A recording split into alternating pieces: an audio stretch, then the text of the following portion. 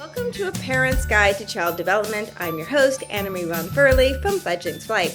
Each podcast, we strive to give parents the tools they need to help their child thrive through conversations with experts in child development and psychology, where you can learn about the most important information that you didn't know existed. I'm so excited to have our guest expert, Sarah Schmidt, here to help give us some tips on how to read with your child. Welcome. Thank you. Yay. So when is the best time to begin to read with your child? I mean, anytime really. But I think that if you are a person who is even expecting, it's great to start reading to your child even when they're in the womb. You know, they can hear your voice, it's soothing to them. And then just from day one, because if you make it a habit, one book, two books, however many you want, short and sweet, it's just a way for you to connect and bond even with your infant and your baby. But if you haven't started yet, that's okay too. There's no great time to start, and there's no better time than now. Oh, fantastic. Yes, starting now is always the best time to start reading with your child.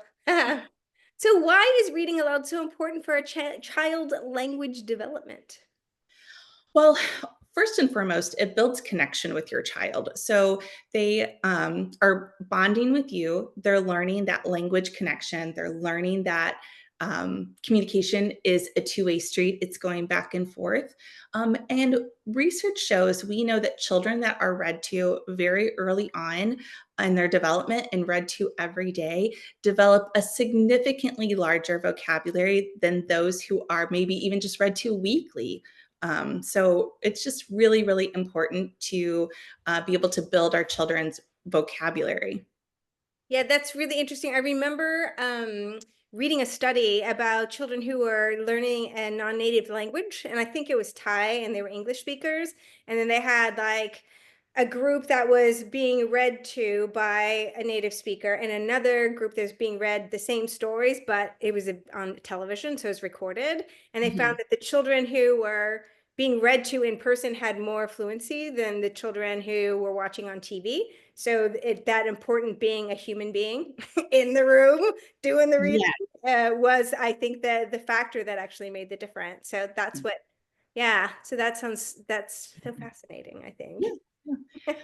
Yeah, especially, I know we're not delving into screen time, but like that's a really big thing because what happens is if it's on a screen as opposed to a real life person, your child starts to clue into just the visuals and Oh, doesn't really pay attention to the language. There's been research studies where children have been watching a cartoon and then it gets muted and they still are tuned into the screen just because they're like so tuned into the visuals, not really what's being said on the screen. So that kind of matches up with your study a little bit too.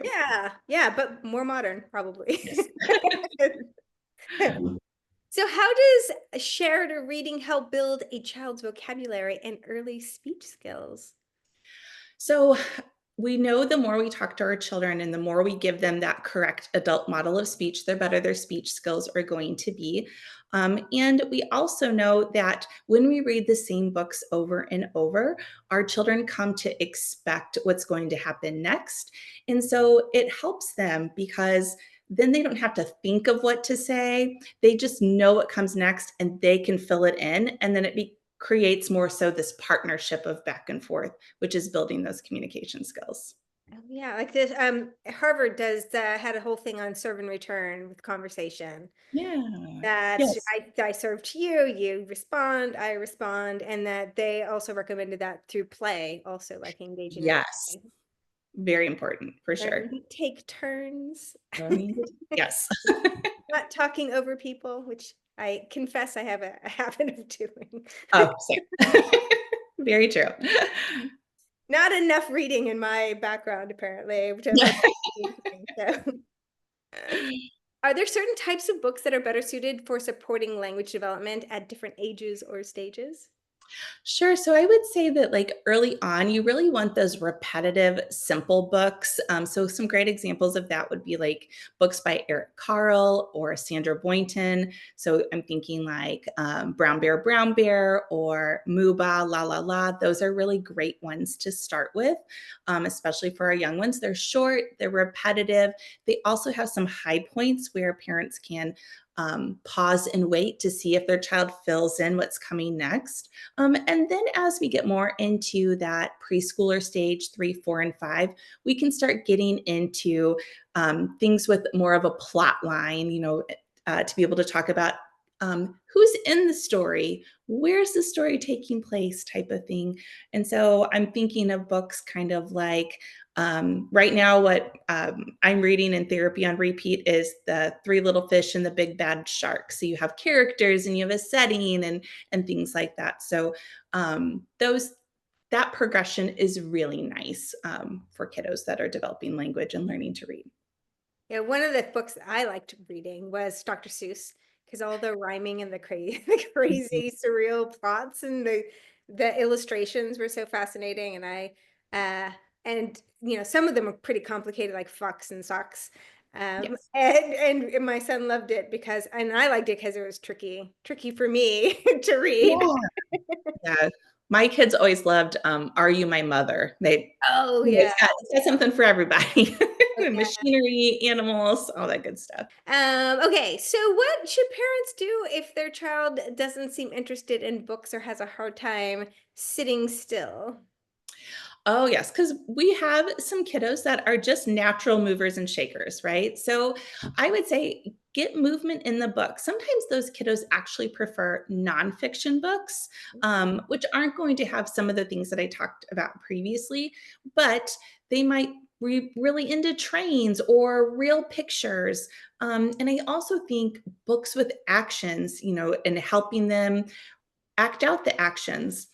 The other thing that I share with all of my families that are in therapy with me is that books don't have to be complicated. You can create books. We all have these little smartphones now that if you go to the zoo or to the park, snap 3 or 4 pictures, and then make your own storybooks. And then the kids think that's great because they're in the story. Like first we went to the park, then I went down the slide, then we went to go on the swings. Now we're gonna go get ice cream. It's 4 photographs, and now you've made a story for your kid. Oh, that's amazing. That's such a where were you when my son was I didn't come up with the idea, but I share it with everybody because it's amazing. I did make photo books, but I didn't think of turning them into stories. Yeah, It would just be like, here's you when you were two. The right. year for you. Very true. How can parents turn story time into more of a two-way conversation instead of just reading the words on the page?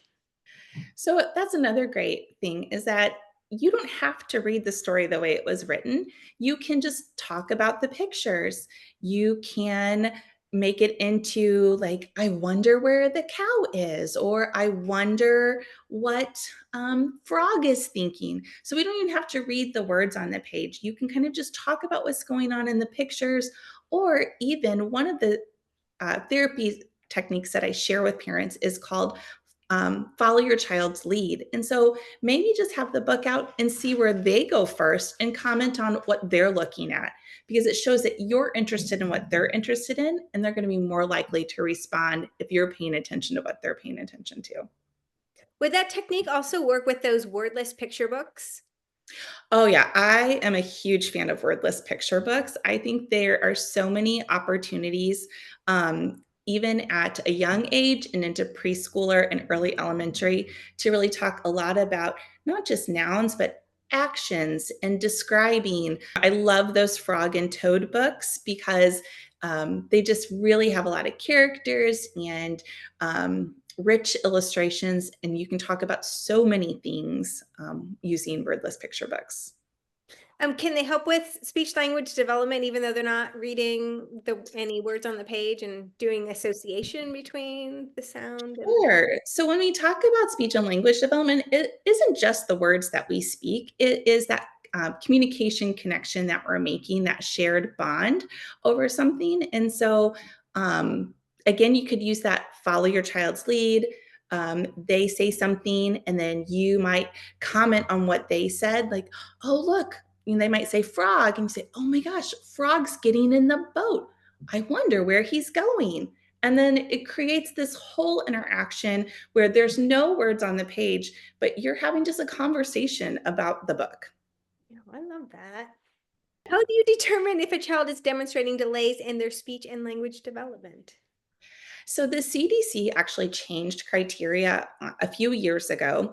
And right now, what happens is at, I believe, the 15-month or 18-month checkup, if your child has 5 words or less, it is an automatic referral to speech therapy. Now, that's not to say it's okay for your child to be 15 months or 18 months and only have 5 words. It just kind of takes some of the pressure off the pediatricians.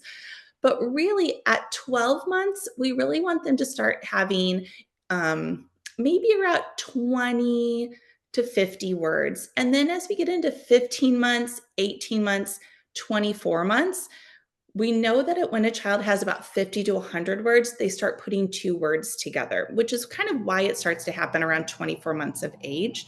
So I would say, and that's kind of like the middle, like that's where the middle where we want kids to be. So if your kiddo is falling and is not, maybe 24 months and is not saying 50 to 100 words and starting to put 2 words together, that's when I would go ahead and reach out to your pediatrician or a speech pathologist that you know to really kind of look at, is there something else going on here with our language development?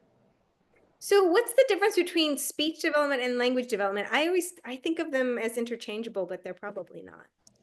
A lot of parents do, but language development really refers to vocabulary, following directions, answering questions, um, using age appropriate grammatical sentences, whereas speech really looks at those specific speech sounds. So if you think about maybe if you had a frontal lisp and you say your S is funny, or you say W instead of R, that would fall under that category of speech.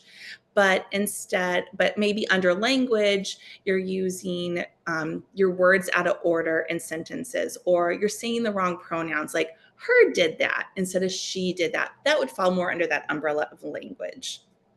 So uh, could you have like a speech delay, but not a language delay? Absolutely. So I see kids often that maybe are just not putting the ends on words. They might, instead of saying beep, they just say be. And we're just really working on that speech pattern of making sure that our words that are supposed to have final sounds do. But Awesome. no, there would be no language delay there. They might be able to tell me a whole story with lots of speech errors. Interesting. And what is the correlation between language development and reading? So there's a huge correlation there. And it even gets more complicated if you have a kiddo that has had language delays and speech delays, because a lot of times those kiddos are not creating good sound letter relationships as they develop and mature. And so that really impacts some of those early phonological awareness skills and those early reading skills. And so when I talk about phonological awareness skills, I'm talking about, like, can we identify how many words are in a sentence? Can we break sounds off of words? Like say hat again, but instead of say buh, and you want your child to be able to say bat. And rhyming also falls under that. And really what that does is it teaches our kids how to manipulate sounds as they're learning to read. And so if they're not able to manipulate those sounds, or they're having sound errors for some of those, it's really going to impact that language piece there is really going to impact that reading development. That's really interesting. And is there any, my son was an early reader. And so he's about 2.5 when he started reading. And is there, I mean, he's 16 now, so I might know the answer to this, but is there any correlation or any issues that with children reading younger as opposed to later in their age? I mean, there's not any super known issues. Some kiddos have some difficulties. They're early readers, but they're not always great at showing their comprehension of what they've read. So, really kind of giving that story retell, or being able to answer questions about a story. But man, can they sound out a word like nobody's business. And that is probably very rare, but it does happen. And we would call those kind of some deficits or delays in reading comprehension skills, where maybe that receptive language piece needs some extra support. And by receptive language, you mean the hearing people's words as opposed to saying words. Yeah, so we talked about the difference of speech and language, but then language can even get separated into expressive language, what your child is saying out loud and communicating, and receptive language, what they're understanding. Okay. So that even throws another wrench into all of these complicated things that parents are trying to navigate. Yeah, when my son was around 9, we took him to vision therapy, and the doctor, and I should have asked the follow-up question. He was like, when did he start reading? I said 2.5, and because he had some visual tracking skills. And the issue, I'm like, I never knew because I looked in his eyes every day, and I didn't know that they weren't working in tandem. And he said that often happens with early readers. And I was like, really? No, I had no idea. no But idea. I didn't know what that correlation was. Um, yeah. So I don't know. You probably I don't. don't know. I don't know a lot about vision therapy, but that sounds interesting. I'd love to learn more. I know. It's a curiosity, isn't it? Are there specific reading strategies or prompts that you recommend for children with delayed speech or language difficulties? So, one of the biggest cues that I encourage parents to use is wait time. We live in such a fast moving society that really what I have parents do is I want you to count like 5 elephants in your head, or 5 Mississippis, or 5 whatever state you live in. And really think about, like, 5 seconds doesn't sound like that long, but when you're really giving your child that processing time when you're reading of those 5 or 6 seconds, it is a long time. And they need that, especially if they are a late talker, because they need that time to process all this new language. So, wait time is super, super important as far as giving your child time to process the language. The other thing is the pause and expectant wait during some of those repetitive books, because it's teaching your child that their participation is wanted and needed in this interaction, and then gives them the time to produce whatever word that you have. I also tell parents, depending on your child's communication level, set a goal for them. Like, set a goal, like, what do you want your child to do in this interaction? What do you want their turn to look like? Do you want them to sign the word? Do you want them to verbalize the word? Are you just looking for them for a shared enjoyment, a smile? Or are you wanting them to say a whole sentence? And how can we be realistic about where your child is on their development, and what's a realistic goal for that? So those are some of the things that I just start out with, as a base for this is where we should start. Interesting. How can parents support bilingual language development through reading, especially if one parent speaks a different language? I love this because so many families are so worried that if they speak their native language, their child won't learn English properly. And research study after research study shows us that is absolutely not the case, that it is so much more of a language rich environment if you expose your child to both languages. And I remember when I started being a speech therapist about 20 years ago, there really weren't a whole lot of books that you could get in English and another language. And now with, just the printing developments and technology developments, you really can't, there's so many options out there of books that have both languages in the same book, or you can get the same book in this language and another language. And I think it's so special because maybe if that one parent is only speaking one language and the other parent is bilingual, it gives that parent the opportunity to have that connection and shared book reading with their child. And I also think part of why reading is so important is that it mimics natural speech. It mimics the flow of our speech and the prosody and the intonation. And so different languages have different prosodies, kind of even referencing back to the study that you first shared about. And so then the kiddo is getting exposed to that intonation and that words with that kind of stress. And so it's just so important to enrich them with those different kinds of language as much as possible. And I think the language centers of the brain start shutting down around age 7. So waiting for school to teach your child another language, is it too late? And it'll be effortful. Whereas when they're younger, it just is like breathing for them. They just assimilate it so much easier.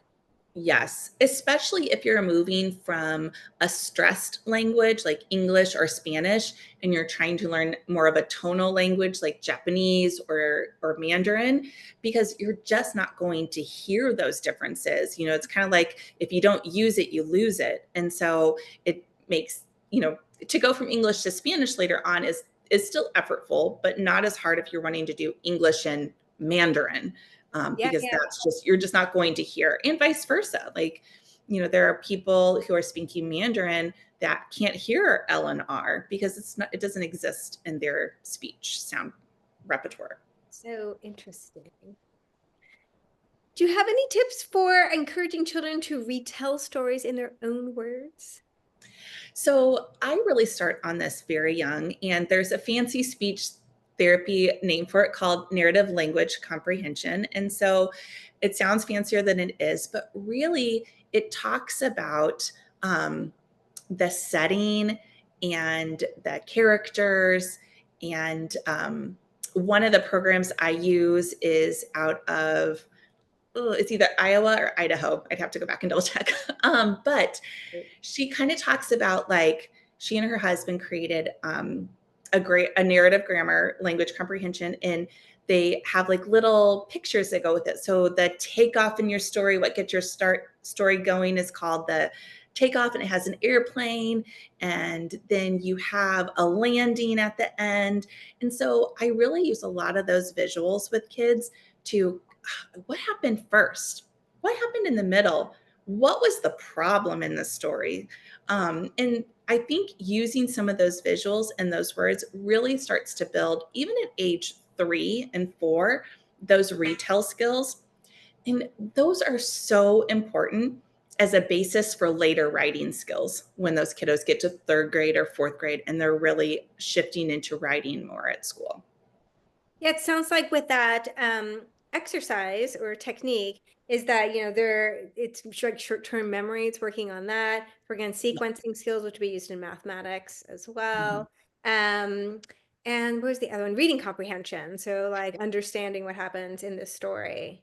So I think Mhm. that's really interesting how language and mathematics and other things can all be tied together, and writing too as well, right? Yes, So very true. that's fascinating. So, what's one simple change parents can make during story time today that could have a big impact on their child's language growth?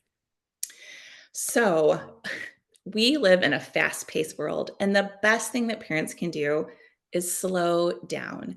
A lot of times, what I see happen when parents are reading with their kids is they are just zooming along in that book and they are going to town. So, go slower than you think you need to go.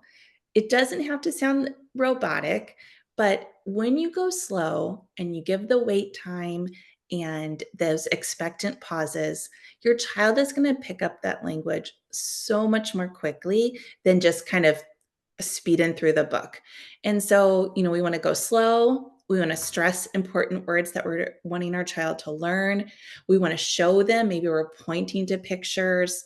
Um, and we want to, say, I say it all the time, but good readers read the same books over and over. We want to repeat, repeat, repeat. So those would be my, initial changes. And sometimes what I tell families as well is, if you're already doing these things, let that fill you up. Let that make you feel like, oh my gosh, this is research based stuff that I'm already doing, that I know is supporting my child's language development. Because sometimes I get families in there and they're like, oh yeah, we do that. We do that. I'm like, perfect.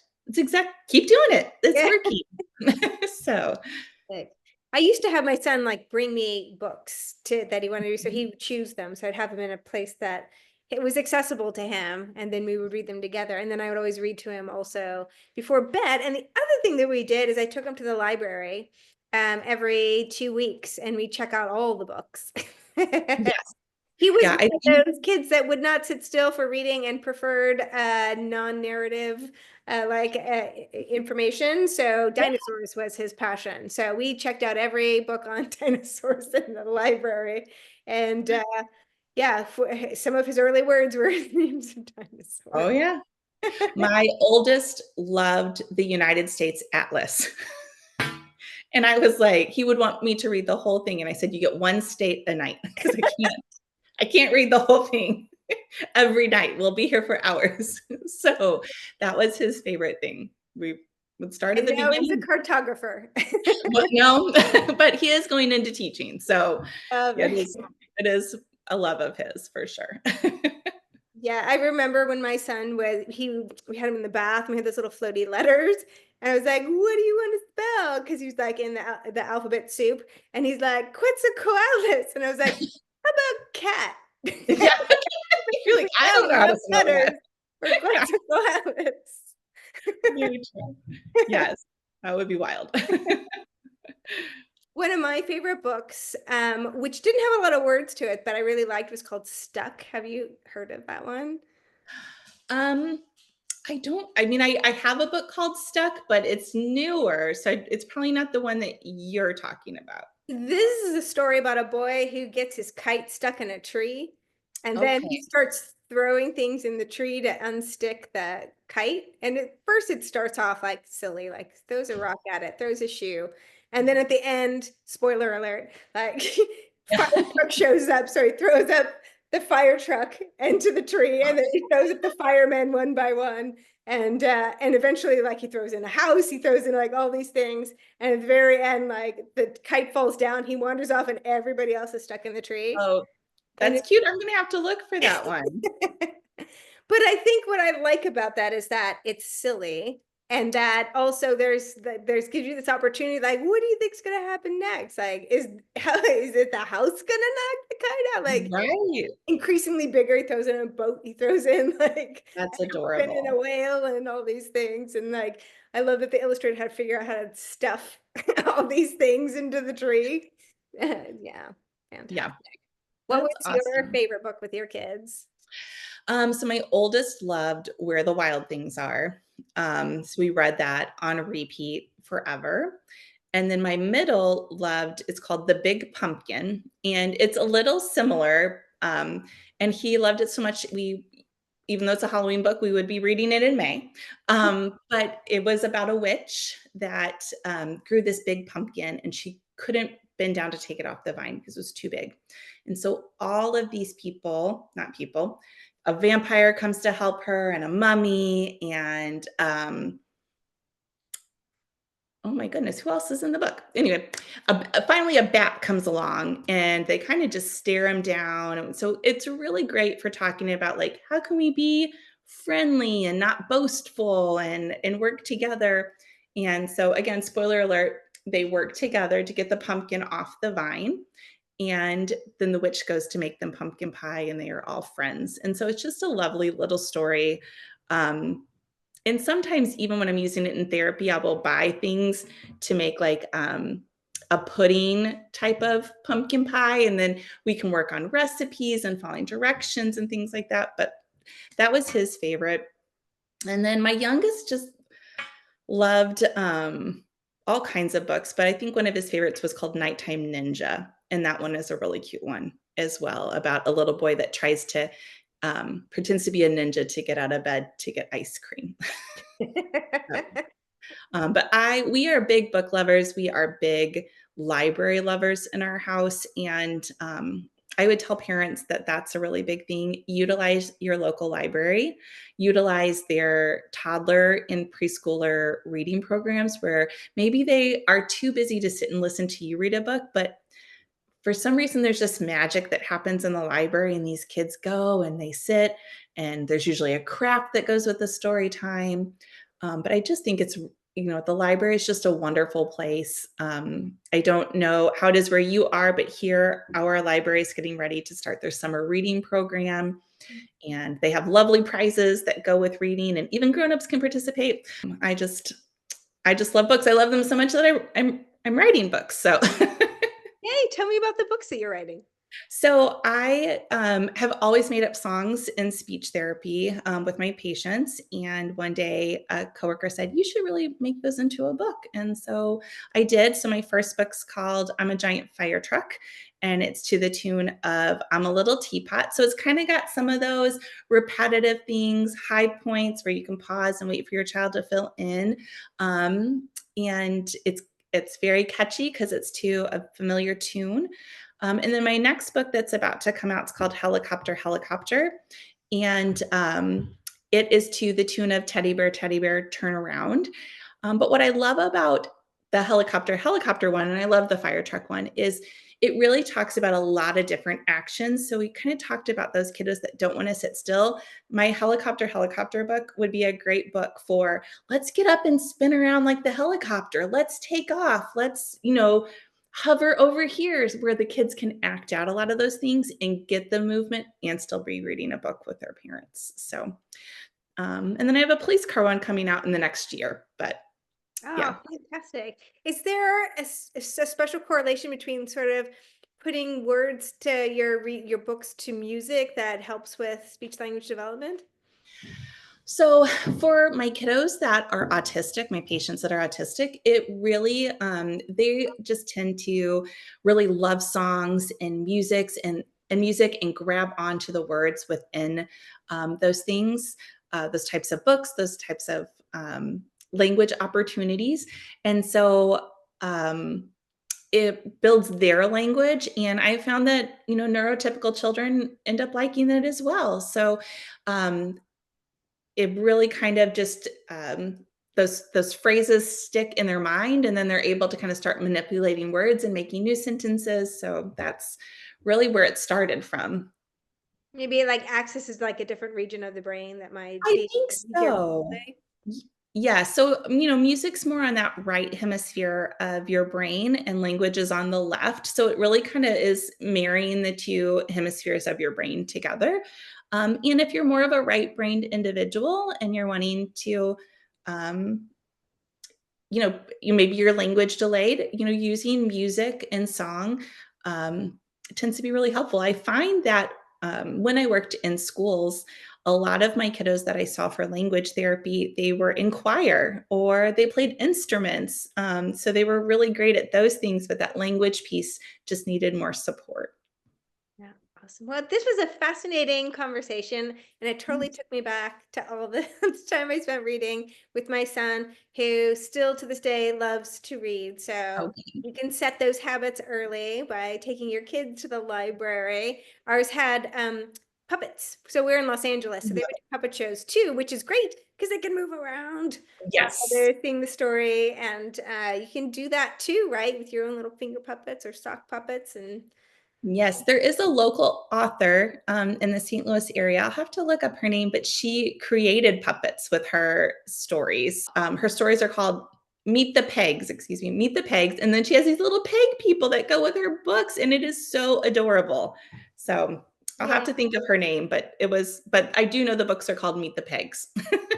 There was a book, a board book that my son had. You stuck your finger in, and then Yes. it was like a crab, or they had different sea Mhm. creatures or something. And so your little finger sort of animated it. And when the little ones are like would reach and grab for it because they're like, "What's going on? The book's Yes. alive." That is so fun too. I'm a big fan of the Lift the Flap books too, Yes. because that just creates so many language opportunities of where do you think it is, or who's under there.